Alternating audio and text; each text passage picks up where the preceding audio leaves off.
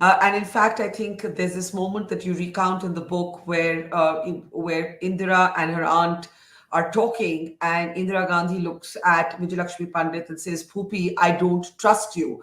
And the aunt, instead of being angry, goes around the table and gives her a hug and a kiss and says, "Thank you for finally speaking frankly."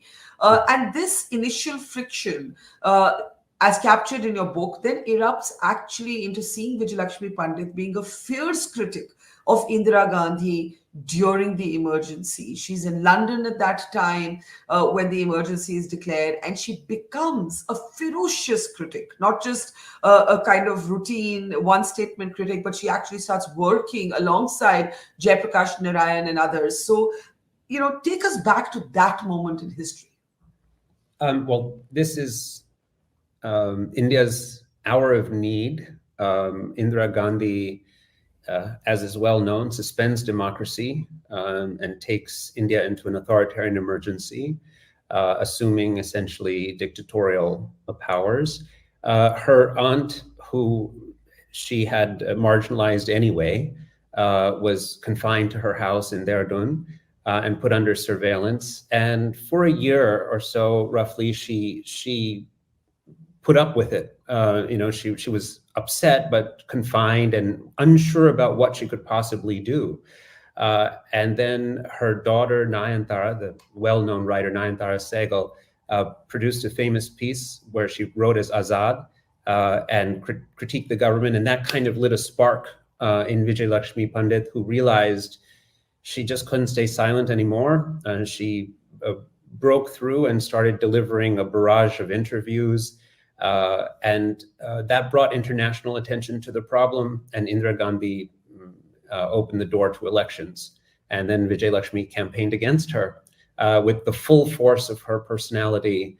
And according to the records I found, I mean, she was really credited with being the lead campaigner, the best campaigner, and one of the reasons for the victory of the Janta coalition.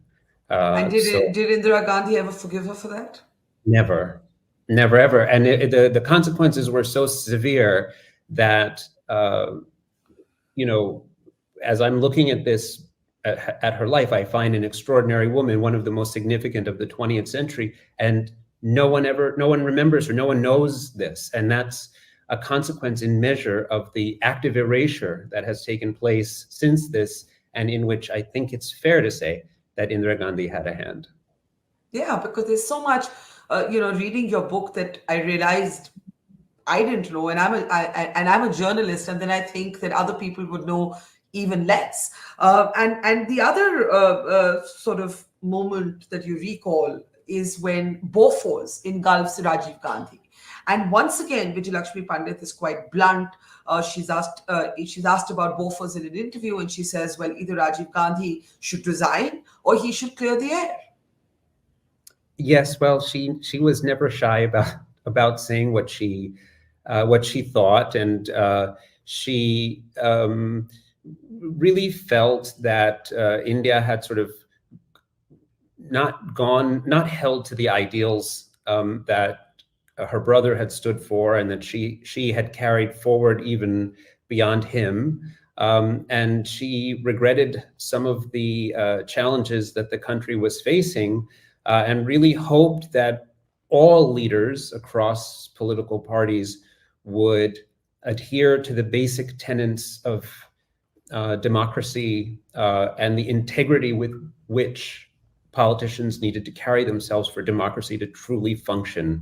So she spent her life all the way until the end, sort of repeatedly saying these things. I should be clear here that while she made such remarks, she had a tremendous fondness for Rajiv, and also commented that he did well and better in the opposition, and had fondness for the family across political lines, as I mentioned at the end as well.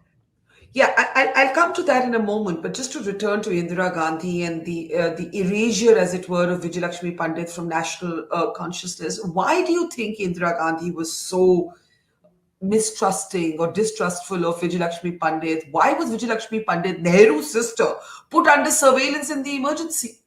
Why? Well, first, let's. I want to clear one thing up, which is that some of what has happened has been read back into the past, long past, and I think that's incorrect. So first, I just want to clear up.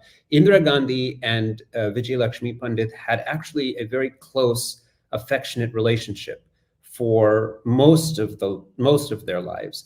There's a famous quote that Vijay Lakshmi Pandit had once told her that she was neither beautiful nor smart, and this really stuck with her. But there are many occasions that she told her she was very beautiful, and they were very loving, and had many parties together. And so there was all of that. Now, Indira Gandhi had some bitterness towards her aunt, which she didn't really say out loud, but about the treatment of her mother. She sort of held that close, and that was one part that was sort of internal to Indira. Vijay Lakshmi was a bit unawares, although she knew that her relationship with Kamla Nehru wasn't the best, although they also had a better relationship, again, than many people understand today, and somewhat better. There were issues to do with how Kamla approached the Nehru family. So first, to establish that they had a pretty good relationship.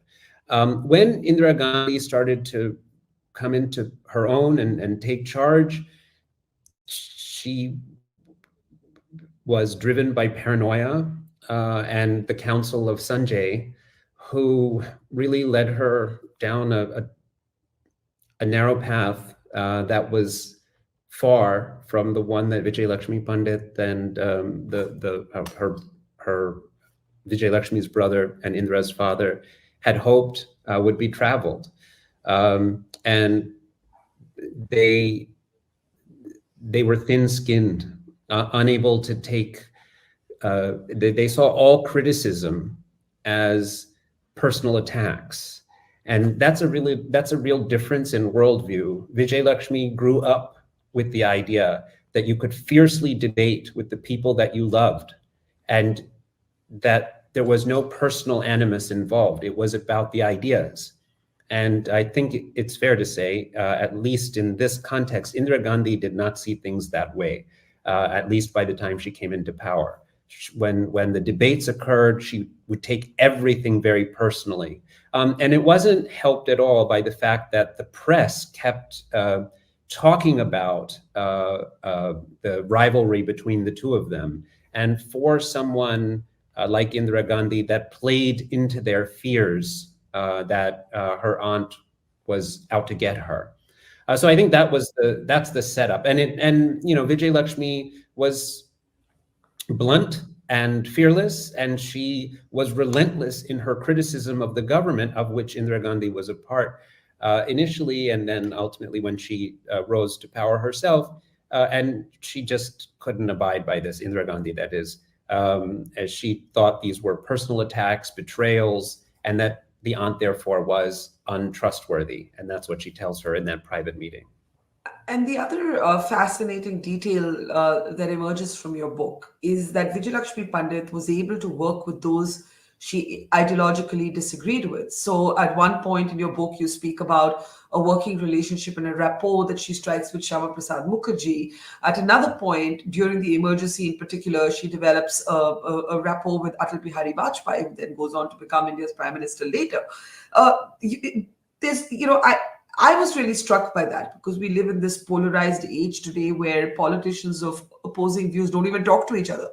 And here you had Nehru's sister working with Shyama Prasad Mukherjee, who of course also was part of Nehru's first cabinet, but also later with Vajpayee. Speak to that. Yes. So this is a great point, Barka, which I think there's a lesson for all of us here. Vijay Lakshmi had strong positions, which she developed over time, and she was very committed to the things she believed in.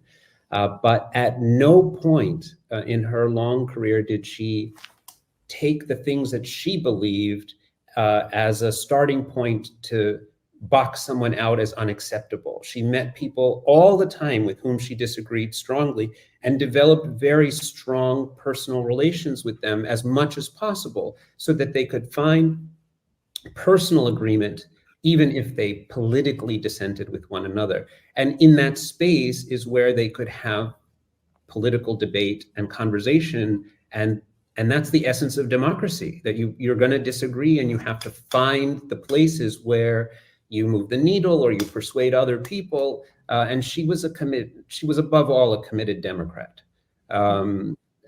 Throughout her life, she was consistently heralded as someone who was a champion of democracy, domestically, locally, and internationally at a global level. So I think the lesson for all of us today is that democracy depends on open and fair debate and conversation, most importantly with those with whom you disagree. And one of the reasons why this is so important is because democracy is representative. I mean, well, there are different kinds of democracy, but representative democracy is meant to reflect the will of the total people. And so it has to balance out. You're going to have a whole range of opinions, and you have to have the voices of those voices across the spectrum have to be represented and heard in some way, so that people feel that they have a stake in what's going on, even if in the end, a different point of view carries the day. That's okay. It's sort of, that's part of the process. Yeah.